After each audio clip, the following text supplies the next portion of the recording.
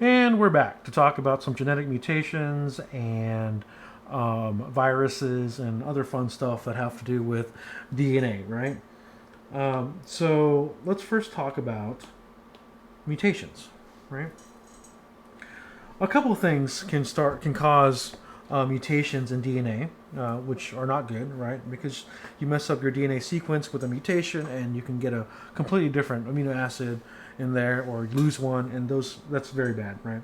So things that can cause DNA mutations, X-rays can do it, and whoops, I forgot to change it to pencil mode. So let me try that again. 1 second here.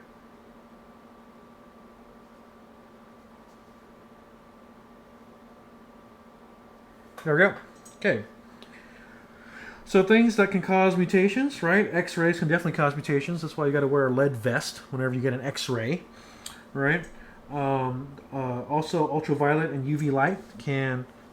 They're the same thing. Ultraviolet and UV. It's not or. They are the same thing.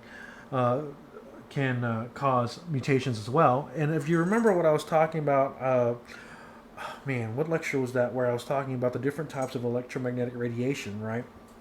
And the energy that is in UV light, right, or ultraviolet light, is it corresponds to the energy that holds together a carbon-carbon bond, right? And for X-rays, that energy exceeds the energy that's in a carbon-carbon bond, right? And so that's why things like that, X-rays, and even gamma rays, right? Because you can get the Hulk from gamma rays. Man, his DNA got mutated. And then UV light, right? All those are either the energy associated with those types of energy are either at the same level as a carbon-carbon holding together a carbon-carbon bond, right? Or they exceed that. And that's why these types of electromagnetic radiation can cause mutations in your DNA. Because you remember the structure of your DNA, most of it, right, is what? Carbon. Except for the phosphodiester bond and the nitrogenous base, the backbone is a sugar. 5 carbons, right? So that's why there. Viruses can do it too. Chemical mutagens can do it too. There was this one molecule or what is it called again? I forget what it's called now. Acrylamide. That's what it's called. Acrylamide was a thing that we used to make gels to do electrophoresis. So polyacrylamide gel electrophoresis. And the polyacrylamide, which is actually a solid piece of gel, wasn't quite dangerous, but the bis form or the monomer form, right, was super mutagenic, right? You could get cancer from touching it with your skin. And there was this one guy in my lab when I was a graduate student. He was making some polymerized, acrylamide for the page, the polyacrylamide electrophoresis, right? He was making some from the monomer, which is just acrylamide, or also known as bisacrylamide, and he dropped a flask, and he starts to clean it up, but like there's broken glass everywhere on the table and on the floor, and he starts to feel around for it using his glove, but instead of picking up the glass, like a normal person would do, him and his gloved hand was like patting down and then streaking his hand across the floor to feel for the glass. And I'm like, dude, what are you doing? Like, you cut your glove open, you're going to expose yourself to the acrylamide. You're going to get us all killed. Well, not all of us, but him. Turn us all into mutants, which isn't a bad idea. I wish I was a mutant, kind of. Maybe a Professor Xavier type of mutant. I digress, sorry. Anyway, the point is, very dangerous. Bisacrylamide, very dangerous. The polymerized form, not so dangerous. But either way, you want to be very careful with that, right? So if a mutation occurs in a somatic cell, a cell other than a reproductive cell, the DNA is altered, will be limited to that cell and its daughter cells, right? So the good thing is that you have a gazillion cells in your body, right? And if only some of them are exposed, right, then only those ones will have the altered DNA, and their daughter cells after mitosis will have the alteration too. But hopefully the vast majority of your cells are still normal, right? So mutations cause uncontrolled growth, and cancer could result, right? If a mutation occurs in a germ cell, So that's the difference, right? We have a somatic cell here, which is anything but a sex cell, and then the germ cell, which is a sex cell, egg or sperm. Then all of the DNA produced from that new individual, will contain the same genetic change. Yeah, so be careful with that. And this is, this is a little picture of a, mutation there. I don't know what mutation, but it's there. So there's a few types of DNA mutation. We have the point mutation, right? We have the silent mutation. We have the deletion mutation, and we have the insertion mutation, right? A point mutation is a replacement of one base in the template of the DNA strand with another, right? So, say it was supposed to be a thymine, but it got replaced with a guanine, and then you have a point mutation. We actually do that a lot in molecular biology because we want to be able to do like activity assays on different proteins and figure out which amino acids are vital for the function of an enzyme. So what we'll do is we'll figure out what the sequence is we'll figure out what the DNA sequence is of a particular enzyme or protein, and then we'll zero in onto the section of that DNA sequence that's the active site, and we'll start changing those what we call active site amino acids, what we think are like really what's involved in the reaction, and we'll change them to different amino acids. So say there's a serine that's in the active site, and we think that's a catalytically active amino acid in the active site of an enzyme, right? Instrumental in causing some kind of enzymatic reaction to occur in a cell. So what we'll do is we'll change the sequence. We'll do a point mutation called site-directed immunogenesis, where we'll change the codon, right, that codes for that serine that we think is important, and we'll change it to the codon for like something like glycine, right? And that way, the OH is gone from the serine, which is we think is catalytically important. The only thing there now is a hydrogen, right? And we'll see if the enzyme is still active. Can it still catalyze the reaction? And if it can't, then that means that serine, that OH, was important, right? And so that's how we tell what enzymes are important and what enzymes are not important. Sorry, that's how we tell what amino acids are important and what aren't important inside of an active site. And in the previous lecture, I was talking about how the difference between having an OH and H makes DNA more stable, vastly more stable than RNA, right? So that change from an OH to just an H can really let us glean some insight into the active site of an active site of an enzyme, right? And so that's what a point mutation is, where you change one base and you get a different amino acid. And this can happen naturally, but we can also do it like in the lab as well. Then we have a silent mutation. A silent mutation is basically a point mutation that doesn't change the amino acid. Because remember, in the amino acid chart, the codon chart, multiple codons can make the same amino acid. And if you just happen to change do a point mutation on one of the bases and it doesn't change the amino acid, that is known as a silent mutation, right? Deletion mutations are bad because that means that one of the bases are completely gone. It shifts the entire, what we call reading frame, over, and now all the amino acids after that deletion are different. That's like catastrophic for an enzyme.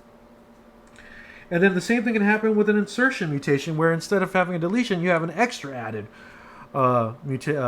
base, and then everything after that is frame shifted, and it's catastrophic. And the picture I have here is UV coming in and attacking. I have no idea what these colors mean, right? But they're AGs, T's, and C's, right?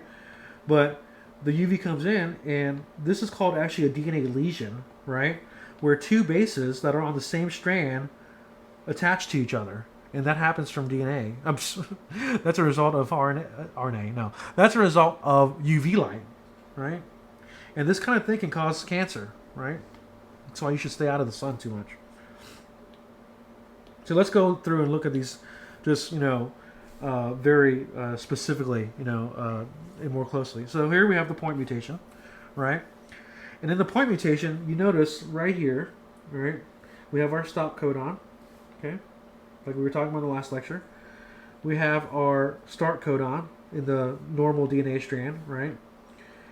The start codon methionine, right? But here in the normal DNA strand, we have a glycine, right? And the code should be CCG, translating to GGC. But since it's a point mutation, one of the C's got changed to a T, and now the anticodon is an A, and so instead of getting a glycine there, you get a serine, which is very similar to what I said before, changing a serine to a glycine, right? But this one is changing a glycine to a serine, right? And that's called a point mutation, right?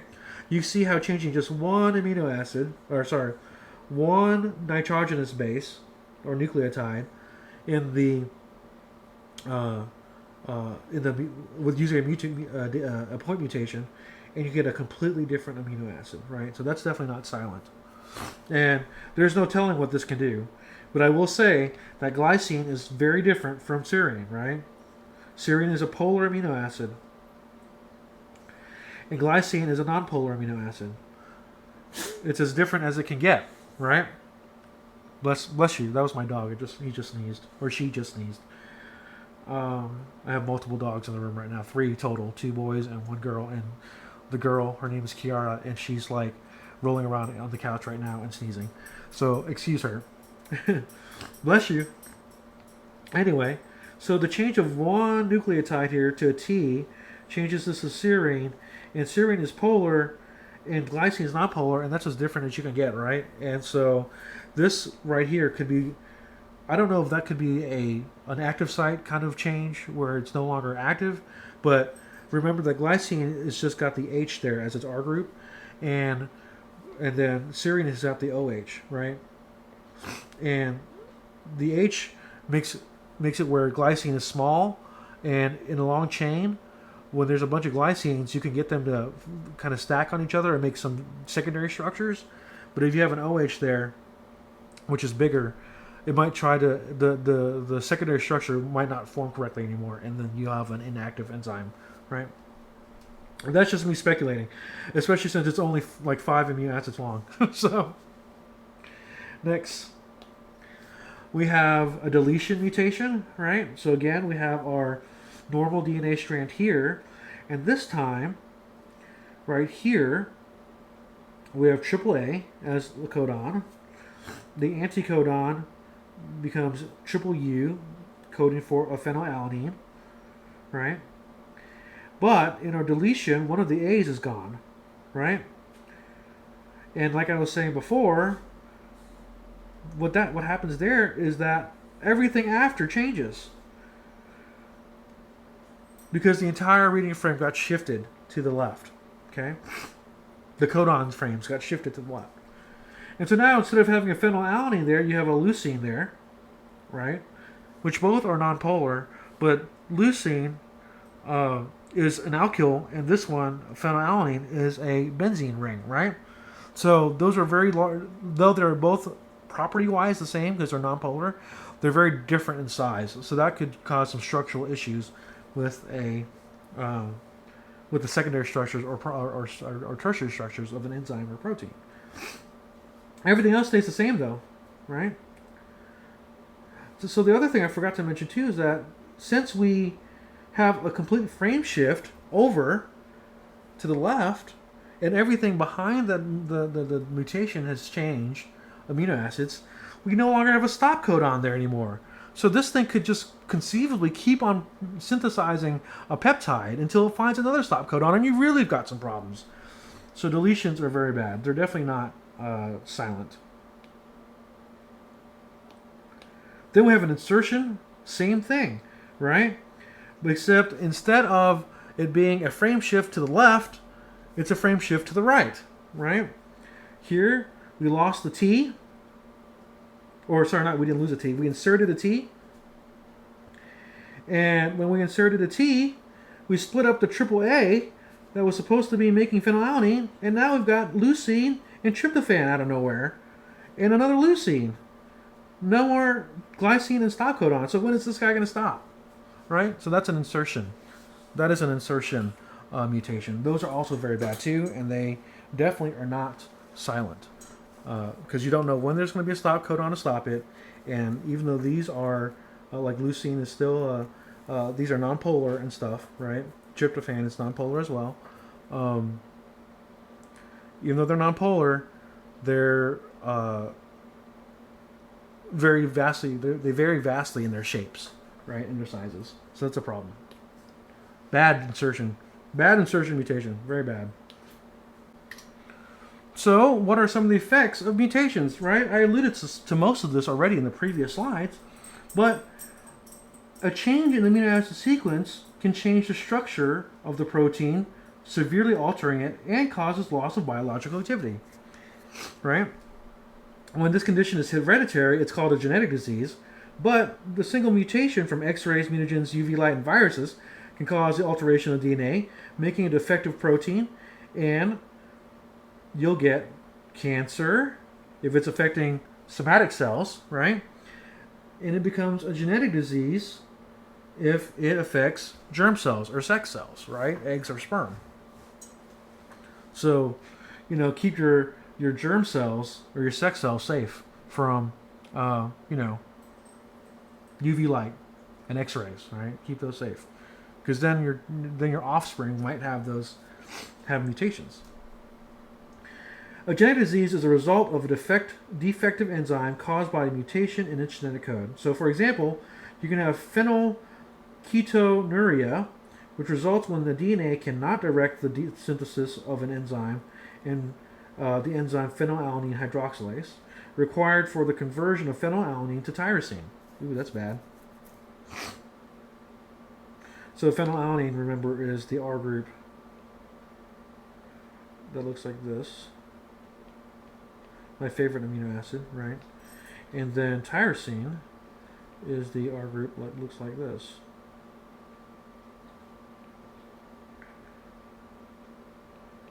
So that's important. Why? Because that OH group there makes tyrosine polar, right? Whereas phenylalanine is nonpolar. Albinism, like albino. Albinism results when an enzyme that converts tyrosine to melanin is defective. Oh, that's not good either. Right? Let's keep on trucking. Let's take a look at some genetic diseases, right? We've got galactosemia, right? And this is when a transferase enzyme that is required for the metabolism of glucose 1-phosphate is absent, right? Resulting in the accumulation of galactose 1-phosphate, which leads to cataracts and mental retardation. That's bad, right? It's seen in about 1 in every 50,000 births. We've got cystic fibrosis. I actually did a lot of research on cystic fibrosis when I was in grad school. And this disease is when you're missing an amino acid in your lungs, right? And it causes this huge buildup of mucus and stuff like that, because you're supposed to. What it does is that it regulates the transfer of chloride back and forth between the mucous membranes. And so when that's gone, when there's this mutation that makes that amino acid go missing, right? There's all this mucus buildup because the chloride can't go back and forth, be regulated to go back and forth, right? And so you get all these, you cough up all this blood, and it's cough, and then you cough up all this blood because all that mucus makes it really a nice, growing ground, right, for bacteria, and then your immune system has to attack the bacteria, and to get there, they break through your lung cells to get to the site where the bacteria is, right? And when that happens, your lungs start bleeding, and it's a very bad situation, all right? So cystic fibrosis is very bad, and a lot of kids don't make it when they have cystic fibrosis. Then there's Down syndrome, also known as trisomy 21. Trisomy 21. There we go. And it involves the 21st chromosome, right? And it's a leading cause of mental retardation, occurring in about 1 in 800 births. The mother's age is strongly influences occurrence. Mental, physical problems, including heart, eye defects, result, and it's the formation of 3 chromosomes at the 22nd chromosome instead of 2. That's why they call it trisomy 21. Then there's familial hypercholesterolemia. Did I say that right? I think so. This one occurs when there's a mutation of the gene on the 19th chromosome, which produces high cholesterol levels that leads to early coronary heart disease in 30 to 40-year-olds. Wow, I didn't even know about that one. Some more genetic diseases. We have muscular dystrophy, also known as MD, right?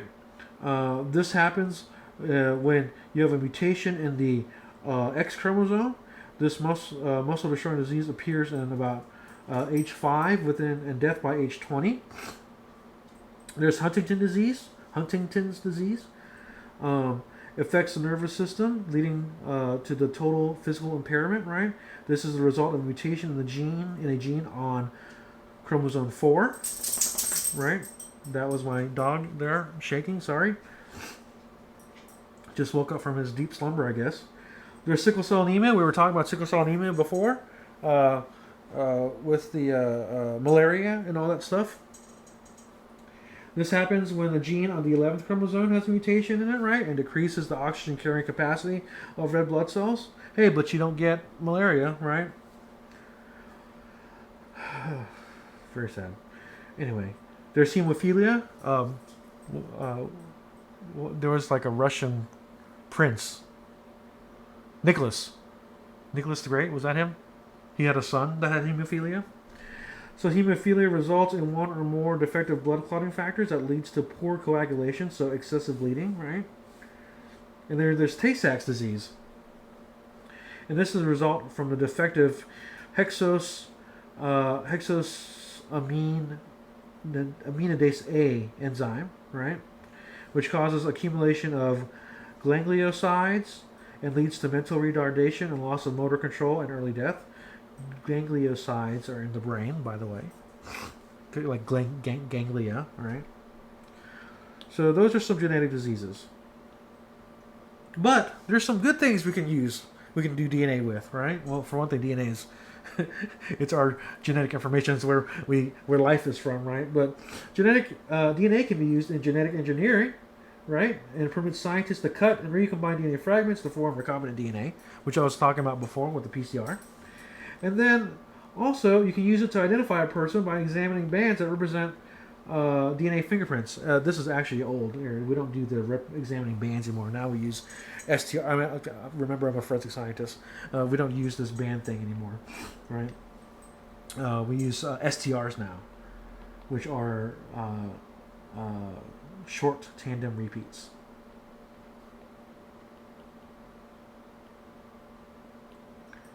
To do DNA profiling, right? And that's what this is right here, right? Which I'll get more into detail about that in a second. So let's first talk about recombinant DNA. So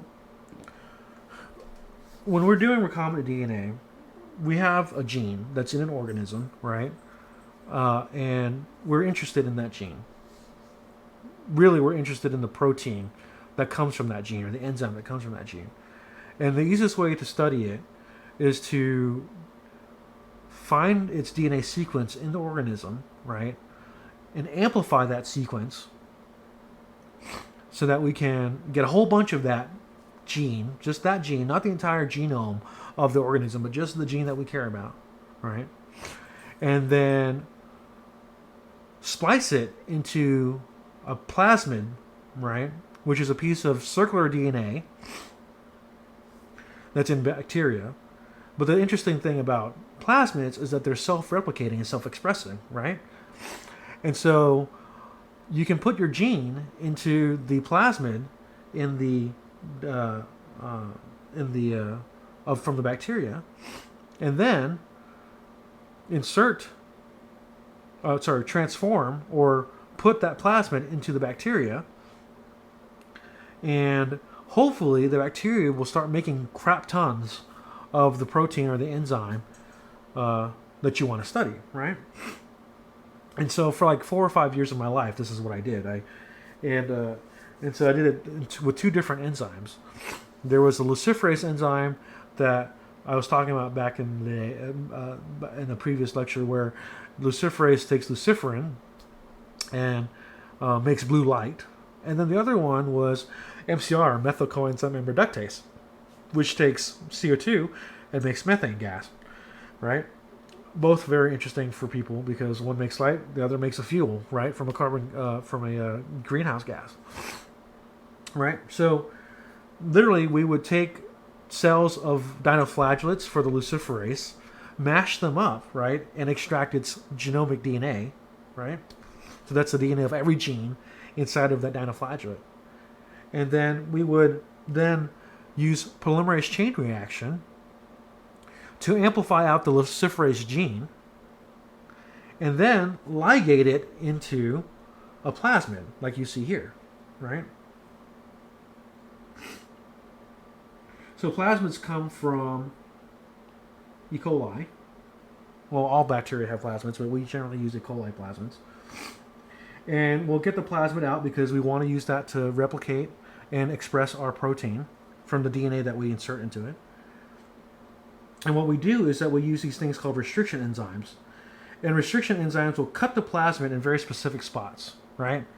Restriction enzymes are named things like EcoR1, BAMH1, those kind of things. And they're part of a thing called the restriction modification system, right? The bacteria have to help fight bacteriophages. So bacteriophages are just viruses that attack bacteria. And what viruses do, or bacteriophages do, is that they will attack a bacteria by inserting its DNA into the bacteria so that it can use the bacteria's machinery, like its polymerases, right, to replicate the viral DNA, right? Because the virus doesn't have that kind of machinery. And so what happens is that in bacteria, specifically like, for example, E. coli, there's this thing called the restriction modification system where bacterial DNA is methylated, right? So we were talking about the structure of DNA, which is that phosphate with the sugar with the nitrogenous base, all connected with the backbone, the phosphodiester backbone. But bacteria have an extra methyl group on its nitrogenous, on its DNA, right? Going up and down the DNA strand, right? And viral DNA doesn't have that, okay?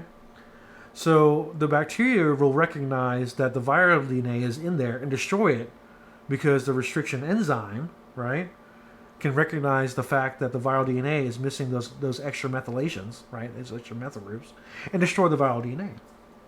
Well, we as scientists hijacked that, the restriction modification system in bacteria, and we use it now to cut plasmids in very specific spots, right? And then what we do is we take our, for example, I was talking about the luciferase gene.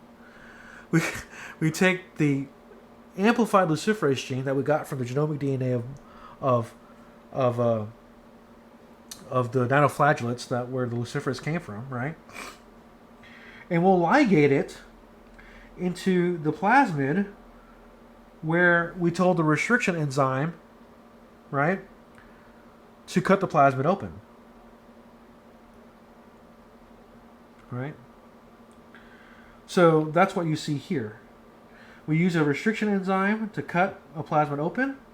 It has sticky ends, right?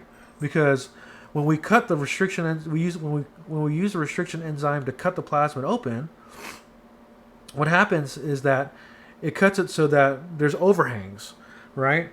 Where the double helix is longer on one side than it is on the other, right? With a certain sequence. And then we'll amplify our gene that we got, luciferase gene that we got from dinoflagellates, and we'll give those sticky ends too, or overhangs too, where one side is longer, of the double helix is longer than the other, right? And it complements the and of the plasmid that got digested, right? With the overhangs. It makes it so that the gene fits perfectly into the plasmid. And once we put the plasmid into the, so this is called insertion, right? This is called insertion. And then we have to have an enzyme that goes in and actually binds it all together. And we call that ligation. Right, ligation. Done with a ligase. Specifically, we use T4 DNA ligase. Man, we're always hijacking viral stuff, aren't we? If only the public knew. But we use T4 DNA ligase, which is from a bacteriophage, a virus, right? And we ligate it all together. Ligating means to bind it all, not bind it together, but make it all one strand again, connected it, splicing it together. And then we transform it back into E. coli. This is called transformation.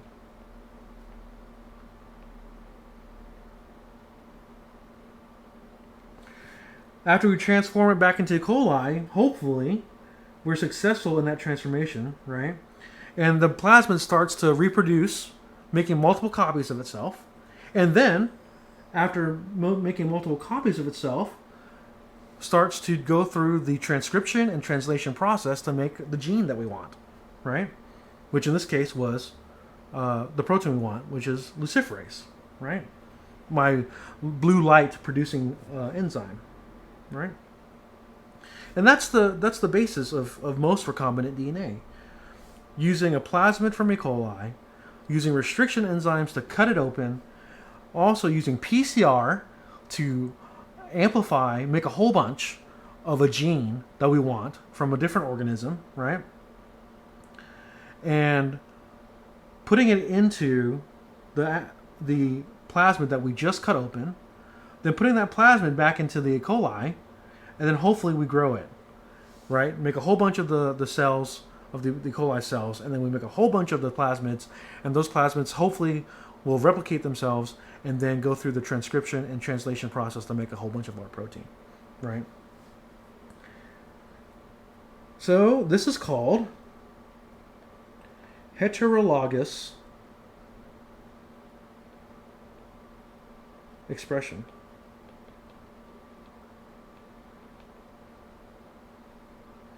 Heterologous because we're expressing it in a different molecule. Different organism. We're taking a gene, luciferase, from the dinoflagellate organism, and we are expressing it in E. coli, which is a different organism, right?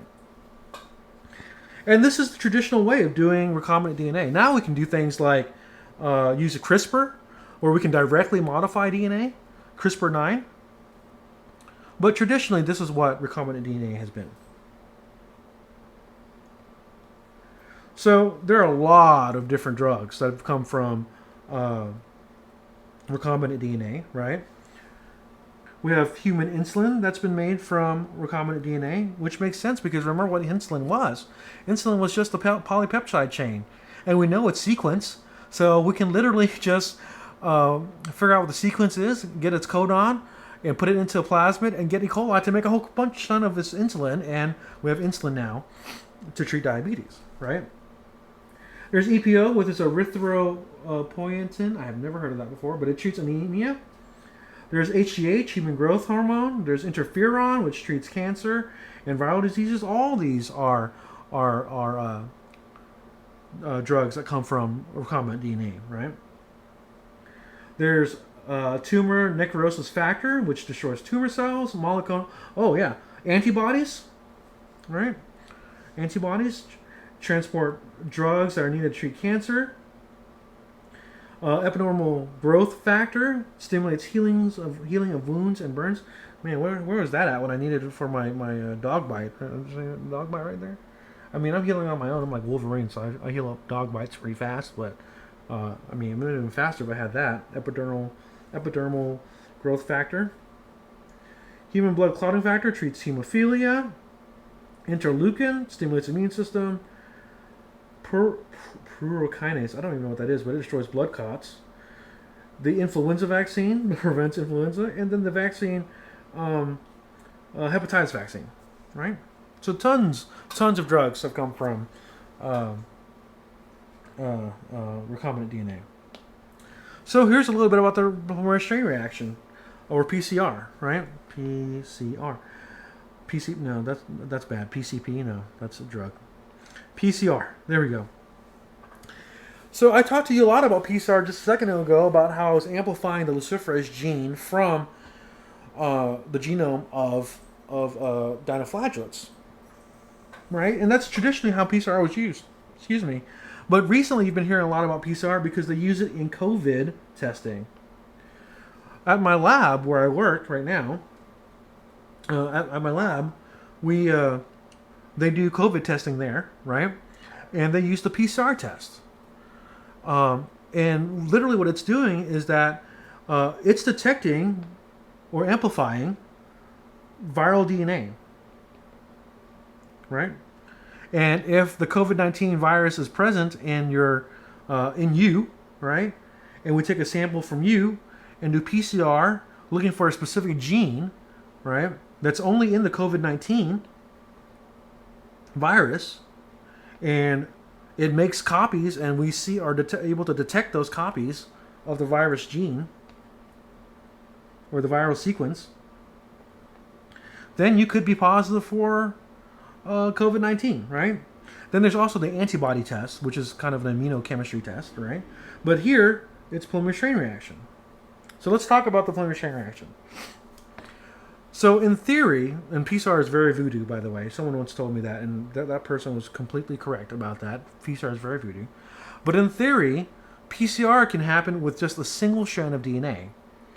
And then by the end of PCR, you'll have millions of strands of the amplified part of that DNA that you wanted, right? And that's the reason why people use PCR to amplify sequences in very scarce like DNA samples, right? Like if you have like DNA evidence and there's not a lot of it, you use PCR to make a whole bunch of the short tandem repeats I was talking about before, so you can make a DNA profile.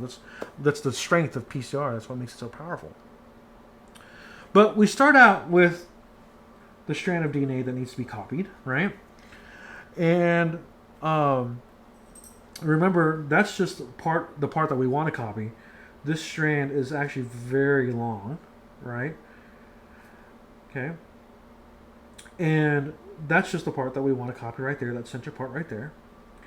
And recall that when naturally when we do DNA replication, we use an enzyme called helicase. What does helicase do? It unzips the DNA to access the nitrogenous bases inside of the double helix, right? But it's very difficult to control helicase so that you can just unzip exactly where you want it to unzip, right? And when you want it to unzip. So what do we do in recombinant biology or recombinant DNA, right? We actually use heat. And I talked about this before. So in replication, it's helicase. But in PCR, we use heat. All right? We usually bring it up to about 95 degrees Celsius, which is perfect for destroying or disrupting those hydrogen bonds that are holding the double helix together. Right? And recall, the reason why we're able to use heat is because we're using a polymerase that is from T. aquaticus. Right, that thermophile bacteria, right, that has a polymerase that can survive the heat vents in Yellowstone, right, those hot heat vents, boiling water. For some reason it doesn't kill these bacteria, and so since it doesn't kill this bacteria, we know for a fact that the bacteria is resilient to heat. So we were able to isolate this enzyme, the polymerase from T. aquaticus, and use it in PCR. We're not using it yet. It still has to be in the mix, right, but it's there, right?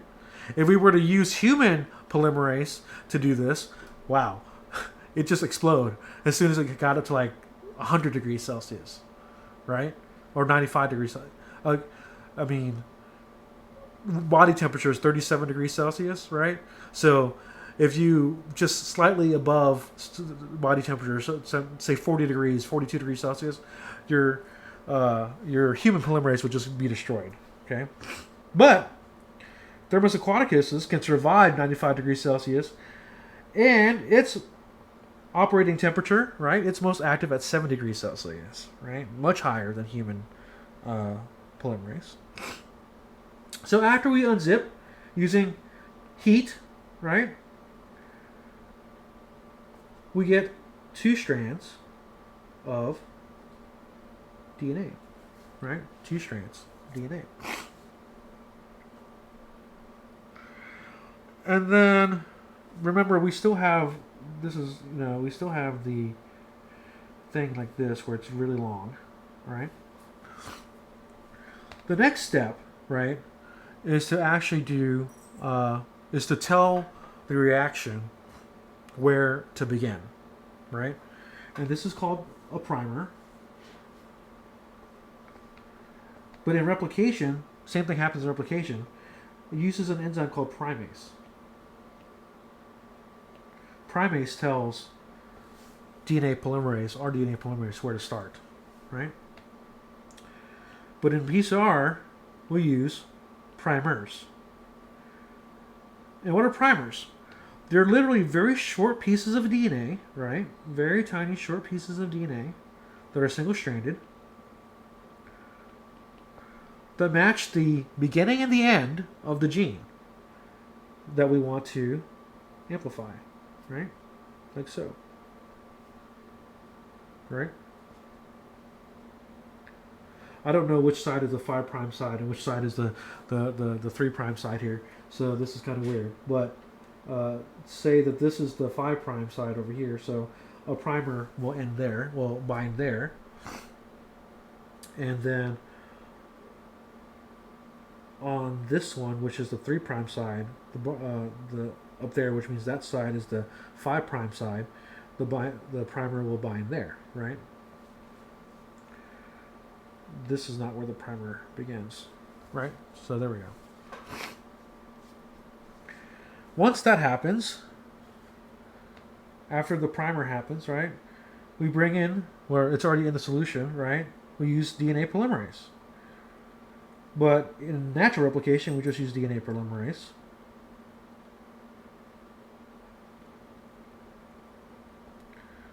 That is terrible. Let me write that again.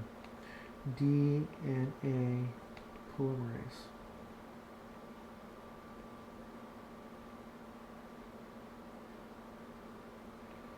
Right?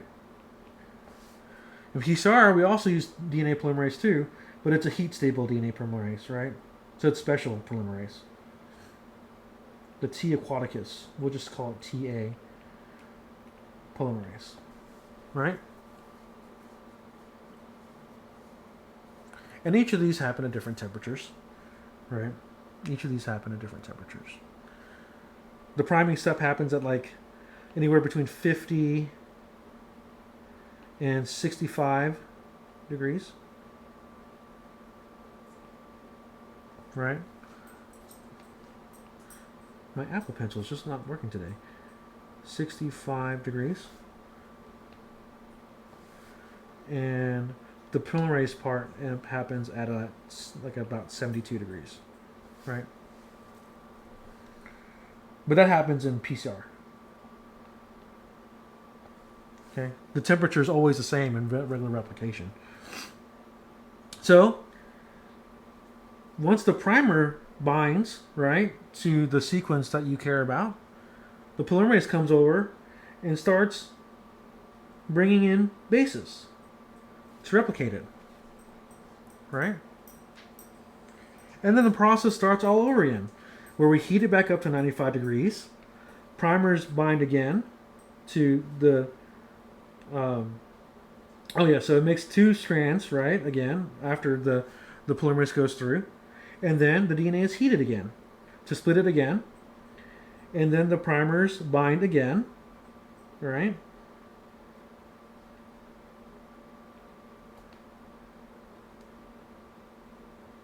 And then the polymerase comes in and starts replicating,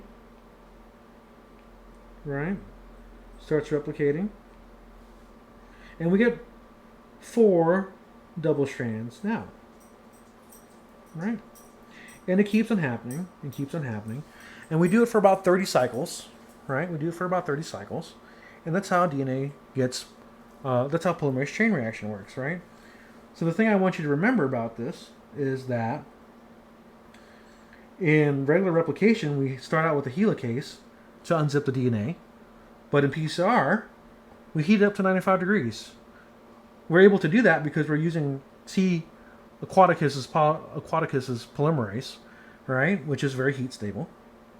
After that, in replication, we use our cells use primase to tell the polymerase where to begin, but we actually synthesize primers to tell the polymerase where to begin. Those are short pieces of DNA that match the beginning and the end of the gene, right? So we call it the forward and reverse primer, right? And those tell the polymerase where to begin. And then we'll raise the temperature back up again. And normal DNA polymerase for replication, but we use T. aquaticus's DNA polymerase for PCR, right? So remember the natural replication and the PCR, right? And so in one tube, this all happens in one tube, right? One PCR tube, and it's tiny. We're talking like 50 microliter tubes, right? It's 50 microliter reactions. We have these components. We have water, because you can't have a reaction without water, especially in life. We have primers.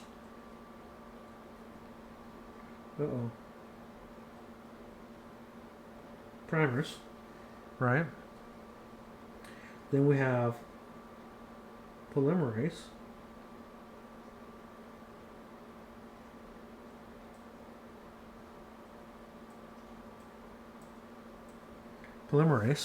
Right? Then we have some buffer. The reason why we have buffer in there is because the buffer contains some ATP in it. Right? Then we have DNTP. And what are DNTPs? If you recall from the previous lecture, DNTPs are the nucleotides, the free nucleotides, right? That are not bound to anything yet. So the polymerase pulls those out of the solution and then puts them polymerizes them into the DNA strand. And then last but not least, we have the template DNA.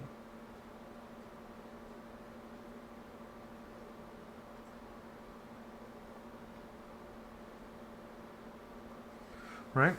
Template DNA. So the template is literally like the genomic DNA from the organism you're trying to get the gene from. Like, for my case, it was luciferase, right? In my case, it was luciferase from dinoflagellates. All this happens in like a 50 microliter reaction. We're talking tiny, tiny volumes. All right, enough about PCR. Let's keep going. So we can use DNA stuff or genetics for genetic testing using PCR.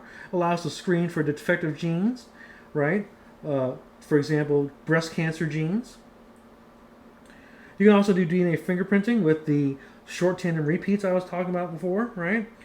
You can also, the Human Genome Project for one thing, where 21,000 genes coding for 3 billion bases and 21,000 genes coding for protein, which represents 3% of the total DNA, right? In humans. That was pretty cool. And then, just so you know, much of our DNA regulates genes and serves as recognition sites for proteins, and then has been assigned to function and leading to understanding errors in DNA replication, transcription, and regulation. Right? That is because of that. I think I forgot to say that. So let's do a quick thing about viruses, right? So viruses are small particles that have about 3 to 200 genes. They require a host cell to replicate because they're missing the machinery required to do replication, right? No polymerases there. right? They contain nucleic acids, right? DNA or RNA, but not both, inside the protein coat, and they do not have any materials such as nucleotides, enzymes to make proteins on their own, right? They have to replicate by invading a host cell and using the machinery and materials for protein synthesis to grow, right?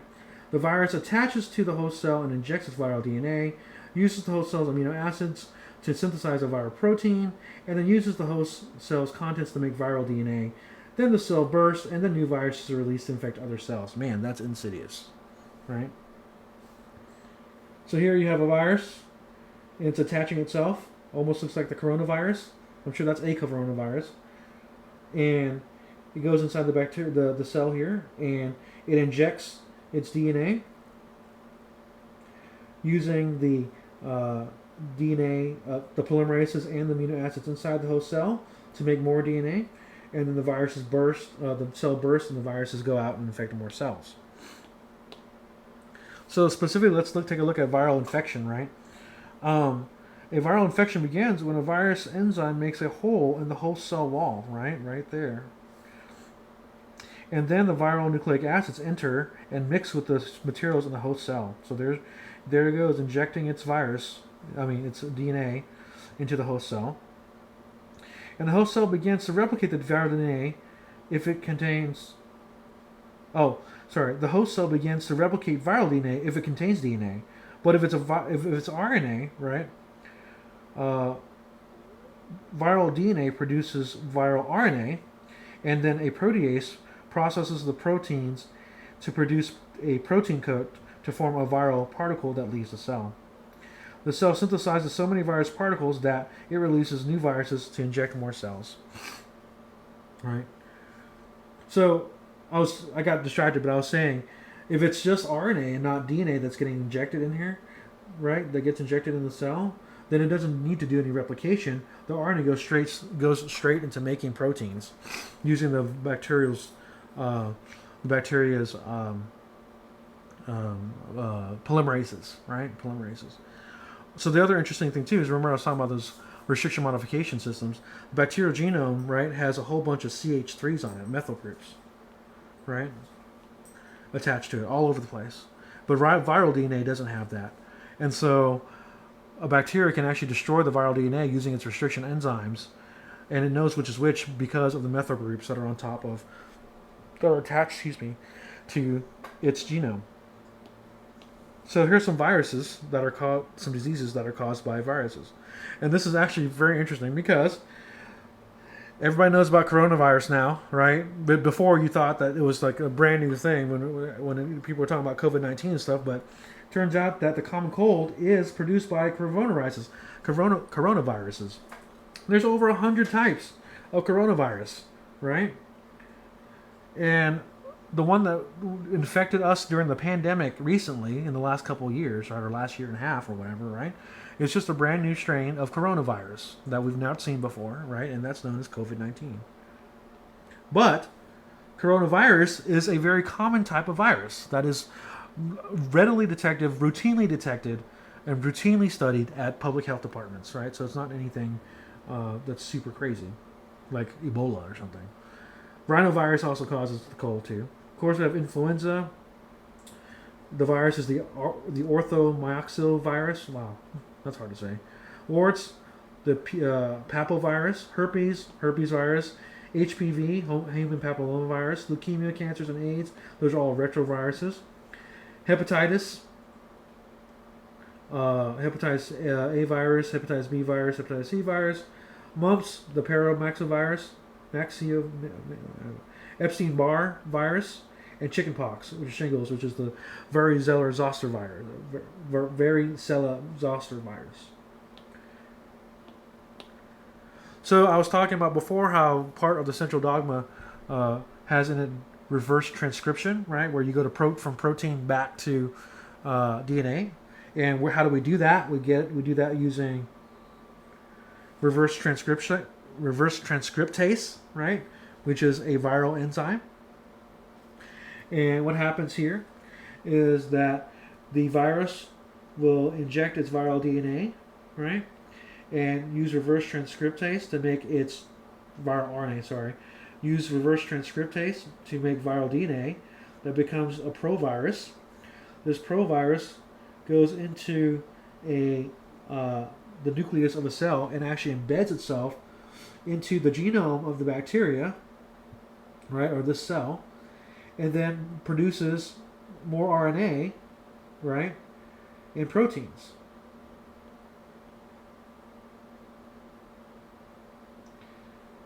And then those proteins escape, becoming a new virus. All right, becoming a new virus. So a little bit about HIV and AIDS. So all I want you to know about HIV and AIDS is that it is a retrovirus, right? It attacks the T4 lymphocyte cells, which is a part of your immune system. So HIV then is an autoimmune disease, right? It causes an autoimmune disease, which means that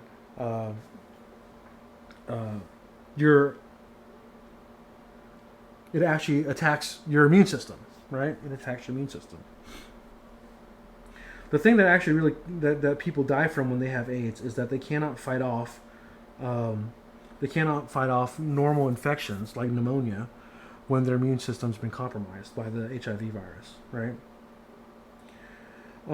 So treatment for AIDS is based on attacking HIV at different points in the life cycle, such as prevention of reverse transcriptase of the viral DNA and protein synthesis, right? And so there's a couple of drugs here. AZT, that is similar to thymidine, and it mimics the structure of nucleosides used for DNA synthesis, which inhibits the reverse transcriptase. And another drug is Lexivia. It's a protease inhibitor that prevents the protein synthesis used by viruses to make more copies, right? So that's what I want you to know about the HIV virus. It is it causes AIDS, and it's a autoimmune disease, right? It attacks your actual immune system itself. Then we have cancer. Over, I have a picture of the Epstein-Barr virus, right? And it causes cancer in humans.